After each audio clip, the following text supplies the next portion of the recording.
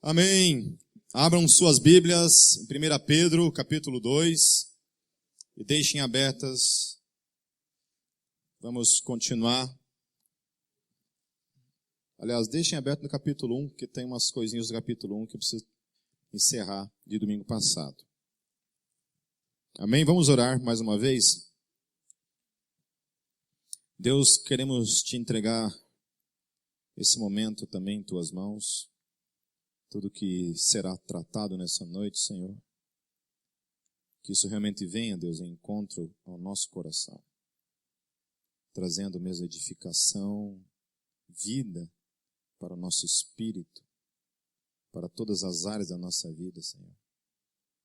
É em nome do Senhor Jesus que eu oro. Amém.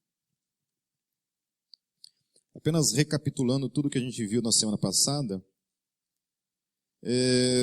nós tratamos a questão da eleição, definindo bem claro essa questão dos termos eleger e eleito, que não significa outra coisa, não adianta mudar o dicionário, não adianta inventar outro significado para uma palavra que só tem um significado. Eleger é preferir um entre vários ou outros, igual a escolher. Eleger é escolher. Quando você elege algo ou alguém, é você quem fez esse ato. Então, eleito, em quem recaiu a eleição, escolhido, predestinado, ok? Não quero lidar com isso. Eu lidei uma vez na minha vida e está lá, quem quiser ver, ouvir, está lá. Tratamos a questão da presciência. Apenas a questão da presciência, eu queria fazer mais duas observações. Eu vou ler apenas, não vou ficar muito em cima disso. Se der um nó no seu cérebro, amém, glória a Deus pelo nó. Porque muita coisa que eu estou falando aqui, não necessariamente você precisa entender. Ok? Porque eu creio em algo chamado inculcar. Às vezes você não entendeu agora. Às vezes você vai entender daqui 10 anos. Ou talvez nunca entenda. Talvez nunca entenda. Tem gente que até hoje não entendeu. Eu já falei 40 vezes e nunca entendeu. Então vou fazer o quê? Então, o papel de fazê-los entender nem necessariamente é um papel meu. Ok? Mas vou falar igual. Aí se alguém não entendeu, levante a mão que a diaconia retira do recinto. Vamos lá. O primeiro entendimento de eleição, segundo a presciência, é que a eleição, a primeira questão então é que a eleição ela não envolve a ação humana, ou seja, a presciência de Deus não está necessariamente ligada à ação humana. E esse não foi o único caso. Então está lendo lá em Romanos. E esse não foi o único caso. Também os filhos de Rebeca tiveram um mesmo pai, nosso pai Isaque. Todavia, antes que os gêmeos nascessem ou fizessem qualquer coisa boa ou má, a fim de que o propósito de Deus, conforme a eleição, permanecesse, não por obras, mas por aquele que chama, foi dito a ela, o mais velho servirá ao mais novo. Então, a eleição não tem a ver com obras que alguém fará, mas tem a ver com a livre escolha de Deus. Aquelas duas crianças ali não haviam feito nada de bom, nada de mal, nenhuma escolha ruim, nenhuma escolha má, porém Deus escolheu um deles, elegeu um deles, ponto.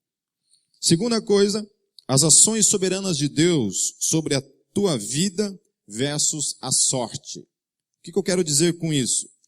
Ou Deus foi soberano ao ter salvo a mim no dia em que eu me enrolei no cordão umbilical da minha mãe, ou isso foi meramente um fruto da pura e mera sorte. Se Deus me salvou lá no ventre da minha mãe, quando eu estava enrolado num cordão umbilical para morrer, eu estou aqui hoje diante de vocês mediante duas ações. Ou foi uma mera sorte, muita gente aqui sofreu acidente na vida, de passar perto da morte. Então, só duas formas de você ler isso daí. Ou foi sorte, uma pura sorte da sua vida, não ter morrido naquele dia, ou Deus foi soberano em ter te livrado na morte daquele dia? Aí você opta, obviamente, em escolher qual dos dois. Então, a presciência de Deus, ela não pode se mover mediante algo que eu farei. A presciência de Deus, então, resume unicamente que Deus anteviu uma ação que viria da minha parte. Mas os moveres dele aqui, muitas vezes desencadeiam essas coisas que eu farei lá na frente. Entendeu? Não necessariamente tudo que eu farei, mas algumas coisas que eu farei, Deus move, e por isso Ele antevê de antemão as coisas que acontecerão. Algumas delas são frutos da minha escolha, mas nem todas elas. Por exemplo, eu não tive a escolha entre viver ou morrer naquele dia. Deus soberanamente escolheu a vida para mim. Afinal, você vai viver, cabeção. Você vai viver, você vai ser pastor um dia, você vai ser casado, você vai ter um filho. Isso eu determinei para você e hoje eu estou aqui pela graça de Deus. Ligado a isso, então, muita gente pode pensar que Deus, então, ao fazer escolhas, isso tem a ver com acepção de pessoas. Então, Deus faz acepção de pessoas, porque a Bíblia diz que Deus não faz acepção de pessoas. Então, nós estivemos vendo que todas as vezes em que a Bíblia fala que Deus não faz acepção de pessoas, isso está ligado a que Deus não escolhe entre judeus e gregos, romanos, paraguaios, bolivianos, colombianos e por aí vai. Amém? Curitibanos, até curitibanos Deus ama. Por exemplo, lá em Romanos 2, 9 a 11, ele fala assim: haverá tribulação e angústia para todo ser humano que pratica o mal. Primeiro para o judeu, depois para o grego. Então, Deus vai julgar. Grego e judeu, não importa a raça dele. Mas glória e honra e paz para todo o que pratica o bem também. Primeiro para o judeu, depois para o grego. Pois Deus não faz acepção de pessoas. Então, quem faz o mal, não interessa se é judeu, se é grego, Deus vai julgar. Não interessa se é judeu, se é grego, se faz o bem, Deus também vai dar a seguinte recompensa. Falamos sobre regeneração, que significa o quê? Dar uma nova existência. Então, quando você foi regenerado em Cristo Jesus, você recebeu uma nova vida. Amém? Isso não é teórico, isso é prático, isso é uma realidade existencial que de fato aconteceu na minha e na tua vida. Amém? Ao receber Cristo como Senhor e Salvador da sua vida, você nasce de novo e junto a isso você recebe então uma nova vida ao ser regenerado. Amém? Como aconteceu a regeneração? Por meio da fé na ressurreição, na morte e ressurreição de Cristo Jesus. Você então recebeu, por meio da fé, esse novo nascimento, que se torna uma realidade também no Espírito, porque Jesus falou, o teu Espírito está pronto. Amém. O teu Espírito está pronto. Depois falamos sobre o ministério do Espírito Santo. Primeira questão, então, é me convencer do pecado. Amém?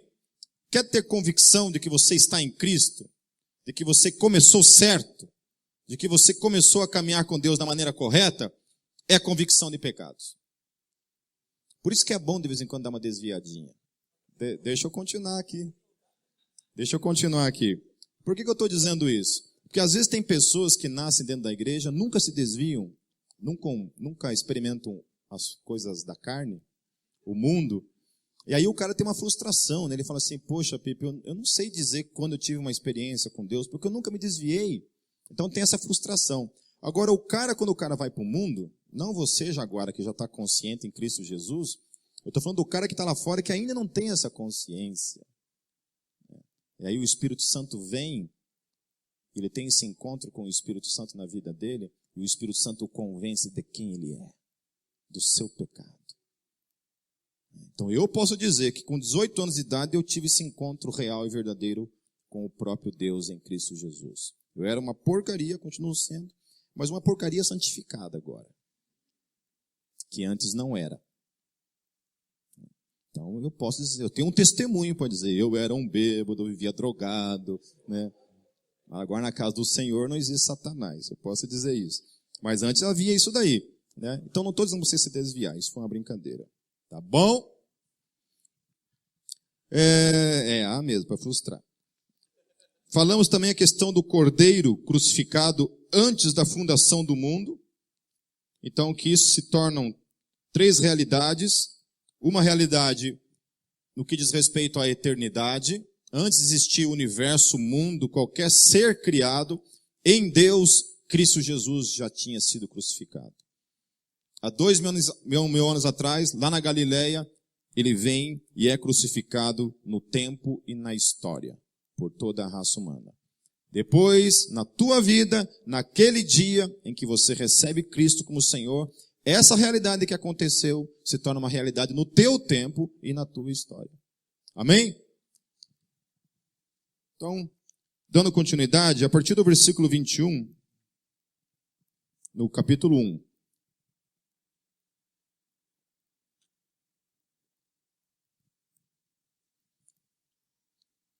Por meio dele, vocês creem em Deus. Aleluia. Por meio de quem que você crê? Por meio de Cristo Jesus. Amém? Então a tua fé, ela tem uma descrição aí. Okay? Eu creio em Deus por meio de Cristo Jesus. Jesus é esse meio que me leva até o próprio Deus. Então não é outro caminho. Que o ressuscitou dentre os mortos e o glorificou, de modo que a fé e a esperança de vocês estão em Deus. Aleluia.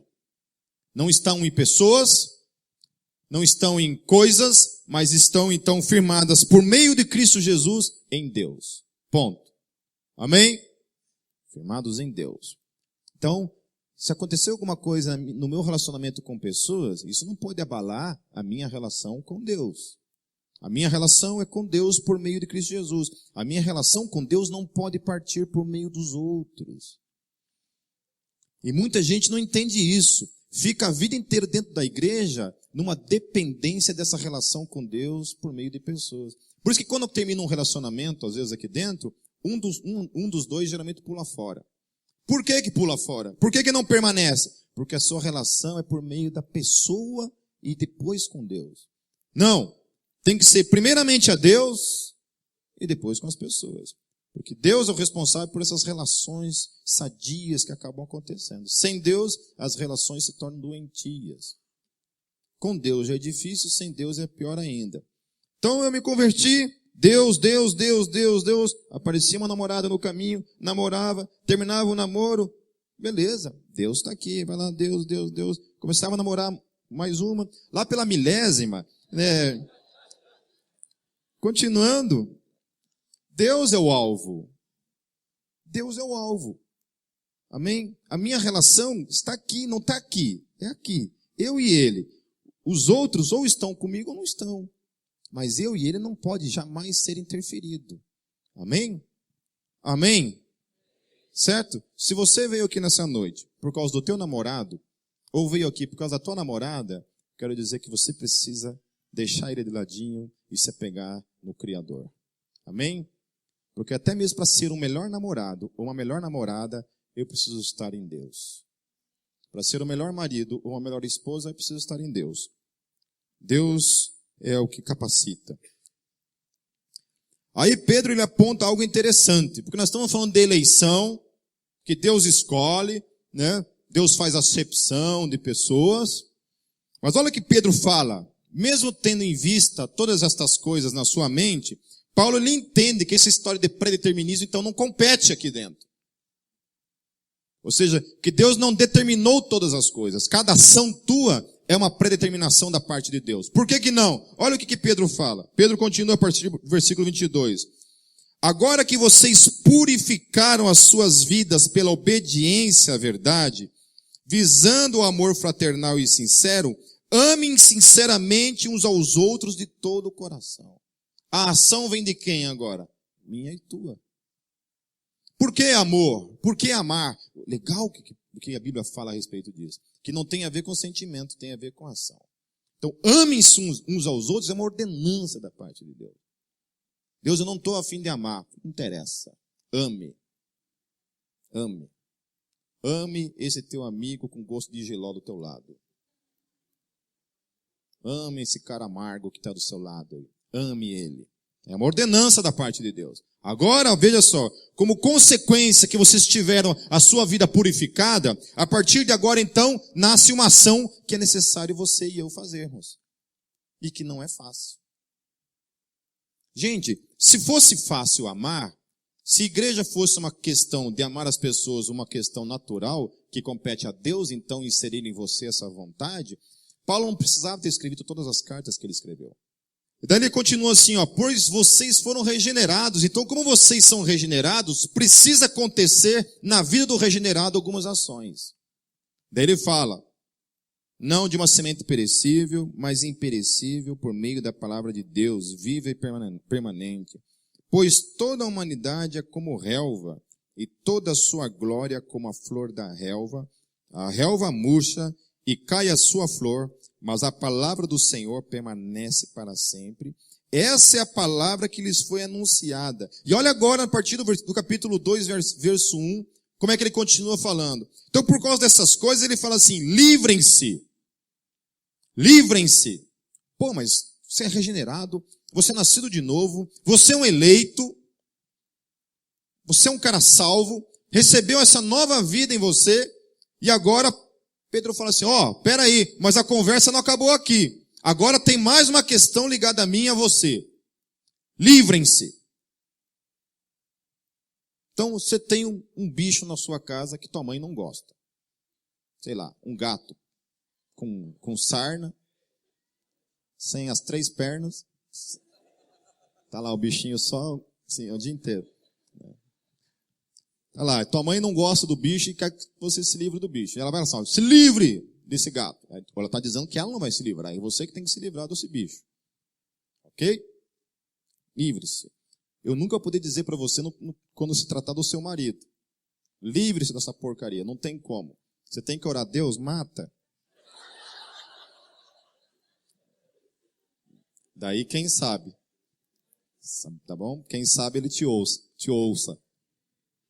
Quem sabe ele te ouva. Mas olha aqui que ele fala assim, livrem-se. A partir do versículo 1 ele está dizendo assim, livrem-se, pois, daí ele fala aqui de 5 coisas. Que você tem esse papel de se livrar disso na sua vida. Livre-se dessa tranqueira que está aí. Ele vai falar sobre maldade. Tem gente que é ruim. Tem gente que é amarguinho. Né? Você tem um amiguinho que é amarguinho?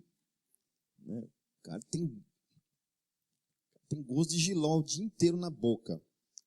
Tudo é amargo. Segunda coisa, ele fala engano. Livre-se do engano. Terceira coisa, livre-se da hipocrisia. Livre-se da hipocrisia. Gente, eu tenho raiva quando você está conversando com um amigo assim, em Cristo Jesus, o cara às vezes é de outra igreja, que aqui todo mundo fala a mesma linguagem, mas às vezes você está com uma pessoa que é de uma outra igreja, aí você está ali falando com ele um papo legal assim, né? Você tem uma intimidade com ele assim, né? Ei, bunda mole, como é que você está, meu filho? Tudo bem, na paz? Ei, pum, né? Aí chega alguém da igreja do cara, ele muda a linguagem, na hora, pum. Daí ele já se porta com você assim, ele muda. Paz do Senhor, meu irmão. Graça e paz, né? Olha esses ímpios passando ao nosso derredor. Porque a batalha é árdua. E aí ele muda a linguagem dele. Varão. O Jonas Madureira falou que essa palavra não cabe nos dias de hoje. Não chame teu irmão de varão, porque você está se entregando. Não use mais esse termo nos dias de hoje. Essa palavrinha deixe para os nossos avós. Chama de cara, sei lá, qualquer coisa, mas por favor, não me venha chamar com essa palavra. Não se entregue. Fica quietinho. Então muda o jeito, né? Tá ali falando todo normal, muda. Chega alguém, ele muda a linguagem. Deixa de falar normalmente. Vira literalmente um bicho esquisito. A outra coisa que ele fala aqui é livrem-se da inveja. Livrem-se da inveja. Quer se livrar da inveja? Tem uma ferramenta muito legal para quando você está passando por um momento de inveja, assim, eu sei porque já passei por isso várias vezes. É você elogiar aquela pessoa que você está seguindo, está tendo esse sentimento de inveja. Elogie a pessoa. Vinha aquela inveja, você, puxa, mas sei lá, inveja que alguém toca mais guitarra do que eu. Difícil encontrar, mas tudo bem. Mas, porventura, quem sabe, né, conjecturando aqui, se eu acho essa pessoa, esse cara toca bem pra caramba. Conseguiu um feito impossível. Né? Então elogie. Sério, essa é uma forma de você trabalhar a inveja na sua vida. Elogie as pessoas. Principalmente aquelas que você sente inveja. Elogie, sabe? Não sei qual área que cada um aqui necessariamente vai sentir inveja, mas elogie. Agora, bom, deixa quieto. A outra coisa que ele fala, que talvez seja o maior desafio para mim e para você, ele diz respeito à maledicência. Maledicência é pessoas que gostam de falar mal dos outros. Né? Eu acho que eu não sei se isso é um problema de todo mundo aqui, mas muita gente tem esse problema. Né? Gosta de falar mal dos outros. Então, Pedro está dizendo, livre-se disso. Isso é lixo. Isso é porcaria. Isso não compete aos regenerados. Você recebeu uma nova vida dentro de você aí, ó. Essa semente aí. E tem esses outros espinhos dentro de você que precisa se livrar. Você precisa se livrar desse tipo de coisa. Não deixe essas coisas dentro de você. Versículo 2. Como crianças recém-nascidas, desejem de coração o leite espiritual puro, para que por meio dele cresçam para a salvação. Agora que provaram que o Senhor é bom. Então isso vai absolutamente contra o conceito de que porque Deus me elegeu, vou para o pecado. Ou se é pela graça, então vou pecar. Vai totalmente contrário. Pedro começa a estabelecer algumas coisas da parte da graça de Deus, depois ele fala assim, olha gente, como criança recém-nascida, você tem que desejar crescer nisso, e não o contrário. Amém? Quando eu descubro coisas de Deus em minha vida, a minha ação é de agradar a esse Deus, querer crescer nesse Deus. Quando Deus entrou na minha vida, então eu fiquei desesperado. Meu Deus, que coisa grandiosa. Eu preciso conhecer esse Deus. Quais são as formas de conhecer esse Deus? Orar. Preciso orar muito. Quais outras formas? Jejuar. Qual é outra coisa? Leitura da palavra. Lia a Bíblia o tempo todo, comia da palavra. Eu preciso conhecer a Deus. Então você conhece Deus na parte da revelação das Escrituras, que é a Bíblia, e você conhece a Deus por meio da experiência pessoal no dia a dia lá. Quando você entra no teu secreto com Deus, no mato, na rua, qualquer lugar que você está ali tendo uma experiência mística com o Deus vivo. Aleluia. Aleluia. Aí não tem lugar. Aí tinha experiências místicas dentro do ônibus. Às vezes o cara sentado do meu lado achava que eu estava endemoniado, alguma coisa. Esse cara está possesso. Você está lá, você está ali orando, falando em línguas, com gemidos inexprimíveis em você, você está ali. Tendo um encontro pessoal com Deus vivo dentro do ônibus. E aleluia. Depois vai na Bíblia, está lá lendo as Escrituras, o Espírito Santo traz uma iluminação do texto para o teu espírito, e você ali também tem uma experiência mística por meio das Escrituras. Então Deus está o tempo todo se revelando àqueles que o buscam. Amém? Se eu não busco, obviamente eu não vou encontrar nada. Vou continuar na mesma. Buscar a Deus. Se você buscar a Deus, Ele vai se revelar. Ele vai se revelar. Versículo 4. À medida que se aproximam dele, a pedra viva, rejeitada pelos homens, mas escolhida por Deus e preciosa para ele, vocês também estão sendo utilizados como pedras vivas na edificação de uma casa espiritual para serem sacerdócio santo, oferecendo sacrifícios espirituais aceitáveis a Deus por meio de Jesus Cristo. Agora sim, Deus recebe o meu e o teu sacrifício, porque é por meio de Cristo Jesus. Aí o sacrifício tem sentido. Porque é Deus que está construindo essa edificação. Não é interessante isso? Que Deus só aceita o sacrifício daquilo que Ele mesmo santifica. Esse é o fundamento da religião cristã. A religião cristã não é um monte de gente tentando oferecer sacrifícios a Deus para tentar agradá-lo de alguma forma. Não. A religião cristã propõe que Deus santifica um povo para que então esse povo santo possa oferecer algo santo para Deus, porque senão não tem. Então, quando aquele que é santo, que foi santificado pelo próprio Deus, chega na presença dele para oferecer os sacrifícios, Deus o recebe. Por quê? Porque você é santo. Hoje, enquanto a Cecília estava cantando a música Santo, fui quebrantado ali por causa da letra. Uma palavra para te dizer. Uma palavra para o descrever. Santo, santo, santo. O nosso Deus é santo. Eu não sei o que isso gera em vocês, mas todas as vezes que essa palavra está aqui na minha boca, no meu coração, isso ingere em mim prostração. No espírito, na alma, no coração. Eu tenho uma vontade desesperada para correr na direção de Deus e abraçar Deus, se eu pudesse fazê-lo. Se prostrar diante dele, abraçar e dizer, tu és santo, tu és santo. Isso não é nenhum tipo de palavra para encher o ego de Deus, mas isso descreve quem ele é. Independente se eu disser que ele é santo ou não é, não vai mudar nada em quem Deus é. Deus continua sendo quem ele é, santo. A adoração, ela é nada mais, nada menos do que isso, dizer o que ele já é. Não é para encher o ego dele, é para reconhecer em mim quem ele é. Que ele é santo. Amém? Porque muita gente entende que Deus é esse Deus sentado num trono que está exigindo que a humanidade se prostre diante dele e o adore porque o seu ego precisa disso. Se a gente parar de adorar Deus, Deus vai ter uma crise existencial, vai precisar procurar o Espírito Santo para ter um tempo de divã com ele. Fala, Espírito Santo, me ajuda aí, não estou conseguindo lidar com isso.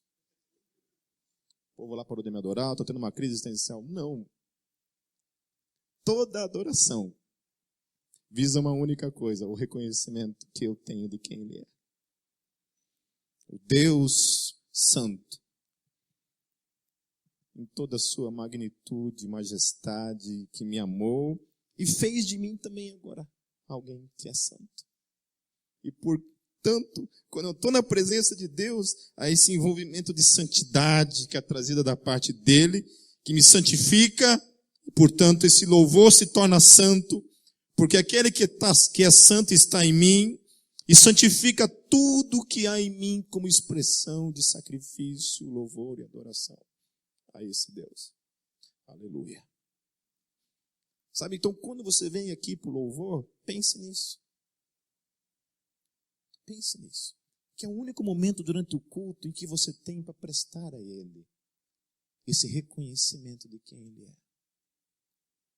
Independente se você sabe cantar ou não, se todas as canções aqui necessariamente são de louvor e adoração, mas aquelas que são, se você não conseguir cantar, que não foi agraciado com afinação,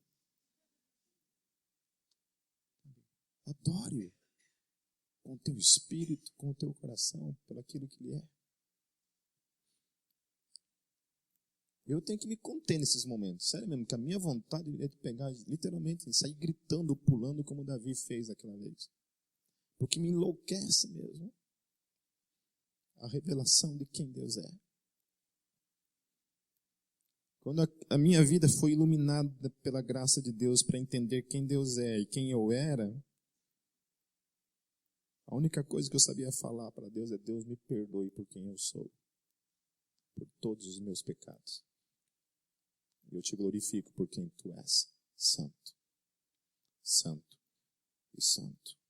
Aleluia. Versículo 6. Pois assim é dito na Escritura: eis que põe em Sião uma pedra angular, escolhida e preciosa, e aquele que nela confia jamais será envergonhado. Portanto, para vocês, os que creem, esta pedra é preciosa, mas para os que não creem, a pedra que os construtores rejeitaram tornou-se a pedra angular, e pedra de tropeço e rocha que faz cair. Os que não creem tropeçam, porque desobedecem à mensagem, para o que também foram destinados. Jesus é essa principal pedra. Ela é a pedra de edificação para mim e para você, quanto pode ser também pedra de tropeço para mim e para você. Porque aqueles que rejeitam a Ele, essa mesma pedra que pode servir para edificação, pode servir para condenação e tropeço pelo resto da sua vida. Eu andei um tempo desviado na minha vida, um tempo que eu estive fora da igreja. E eu lembro que todas as vezes que eu chegava em casa, todos os dias que eu chegava em casa, antes de eu dormir, antes de eu colocar a cabeça no travesseiro, eu tinha crises diante de Deus. E falava assim, Deus, por causa da pedra. Essa pedra angular que ela edifica, quando você está longe de Deus, ela se torna um peso. Não sei quem já experimentou isso.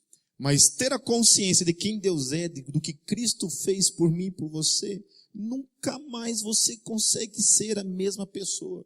Mesmo estando vivendo na sacanagem. Mesmo estando vivendo uma vida fora da vontade de Deus, a minha consciência não me permitia viver uma vida tranquila. Uma vez eu conversei com uma menina que ela era cristã, aqui dessa igreja, e de repente teve uma crise, e foi lá no Facebook e colocou lá umas coisas de ateísmo lá, ou seja, chutou o balde. Começou lá a propagar e desceu porreta na igreja, desceu porreta em Deus, no cristianismo. Até um belo dia, recebi uma ligação, Pipo, posso conversar com você? Me surpreendi, falei, pode. Eu já estava orando por ela. Me encontrei com ela aqui dentro dessa salinha aqui. Ela, o que eu faço? Eu não consigo me livrar de Deus. Deus é um carrapato divino que não desgruda da minha vida. Eu não quero crer. Eu faço discurso de que não quero crer. Eu falo coisas, mas aqui dentro de mim existe fé. E que eu não consigo tirar de mim.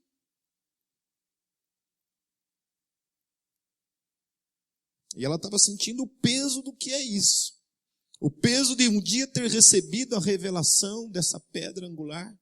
E agora está tentando dar as costas para essa pedra. Essa pedra, então, não consegue sair da sua consciência. Porque aqueles que realmente uma vez receberam a graça de crer, de fato, se tornaram peregrinos nesse mundo, não conseguem mais viver uma vida normal, por mais que tente. Porque esse carrapatinho divino está ali, grudado em você. Grudado. Se perguntar para mim, Pipe, você consegue? Não consigo. O cristão, ele só tem um caminho. O cara que realmente nasceu de novo, ele pode dizer assim, olha, não quero servir a Deus, ponto. Mas é uma coisa consciente, assim. Ele não está negando a existência de Deus. Fala, não quero mais servir a Deus. Porque negar Deus, de fato, na sua vida, ele não consegue mais. Versículo 9. Vocês, porém, são geração eleita, sacerdócio real, nação santa, povo escolhido de Deus, para anunciar as grandezas daquele que os chamou das trevas para a sua maravilhosa luz. Então ele fala sobre 4 coisas a respeito de mim e você. Ele fala sobre geração eleita. Vocês são a geração que Deus elegeu, Deus escolheu. Aleluia. Aleluia. Vocês são sacerdócio real. Vocês são nação santa. E vocês são o povo escolhido. Tudo isso para um único fim. anunciar a grandeza daquele que nos chamou das trevas para a sua maravilhosa luz. Aleluia. E aí, quando a gente se depara com isso, não tem como o cristão viver uma vida segundo o mundo. Amém? Se eu fui chamado para anunciar as grandezas dele, por meio do que eu irei anunciar? Ou por meio de palavras, ou por meio da minha própria vida. São esses dois agentes possíveis para mim e para você. Não há outra forma.